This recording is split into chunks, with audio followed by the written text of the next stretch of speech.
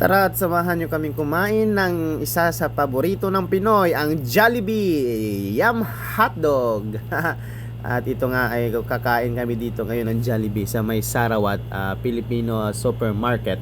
At ito yung order namin, may burger, may mango pie, may chicken at saka steak. At ngayon ay papasok tayo sa tinatawag nilang Sarawat Market dito, murahin, parang Kabayan Market lang. Mura din masyado yung mga bilihin nila dito at napaka-affordable pa. So andito kami ngayon sa kasi bibili kami ng bigas, konting grocery para sa sa aming pang-araw-araw kasi malayo pang sahod namin. At ito ngayon kasama ko, nagbitbit na ng karto. Ito ang dami siguro bibilihin nito kasi may ang laki ng niya, mas malaki pa sa kanya yung ginadala niya eh. So ito may promo sila na bigas. Ito yung kasama ko, yung Koreanong hilaw. Tingnan nyo naman yung Koreanong hilaw ko. Pag tumatawa, nawawala yung mata niya eh. Ito, tingnan nyo. Parang artista eh. Artista lang yarn. At ito yung isa namin kasama, si Sir, yung supervisor namin. Grabe, ang liit, ang laking tao pero ang liit ng kinuhang bigas. Joke lang po. Mabait po yun si Sir.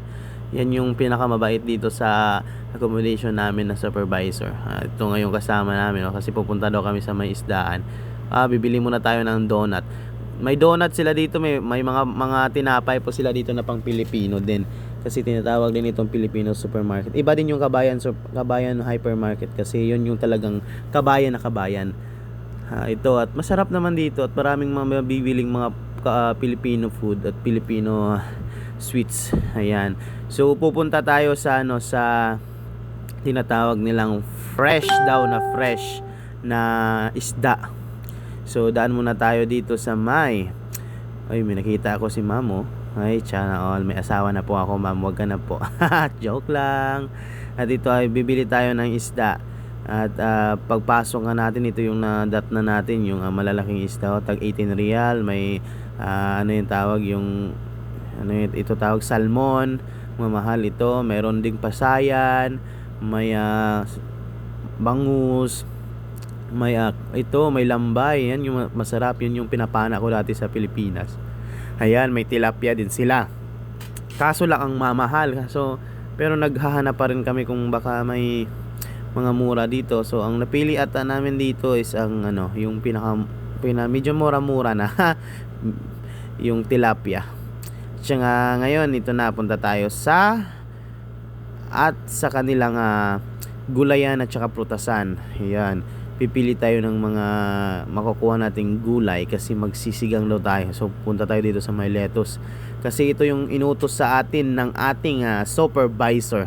So pili-pili muna tayo, pili lang, wag pisatin.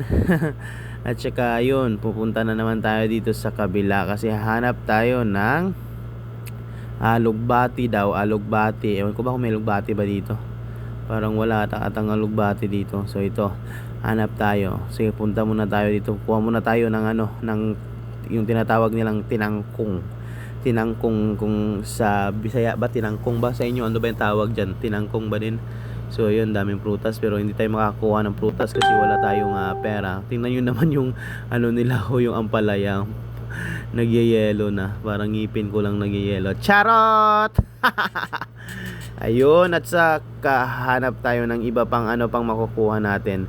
So ikot-ikot lang, pati ako nahilo ko sa camera ko eh. Ayan, hanap tayo kung pang mahanap natin. Ay, ito squash. At saka ayun guys, ito na yung nakuha natin at napamili natin kasi konti lang yung budget natin guys. So hanggang tingin na lang tayo at hanggang tingin ang video na lang tayo. Ayan. Kung gusto nyong uminom ng laban para lumaban ang buhay nyo, yan, bumili kayo dyan. Tsaka yan, ang dami nilang kaso lang hanggang tingin lang tayo kasi wala tayong sahod. Ayan, tingnan nyo ang haba ng kanilang So at ngayon guys, at magbabayad na tayo kasi papauwi na tayo. Ito yung kasama namin na si Sir Supervisor at saka yung kasama naming isa, yung maliit, mas malaki pa yung karito na dala niya. Joke lang po.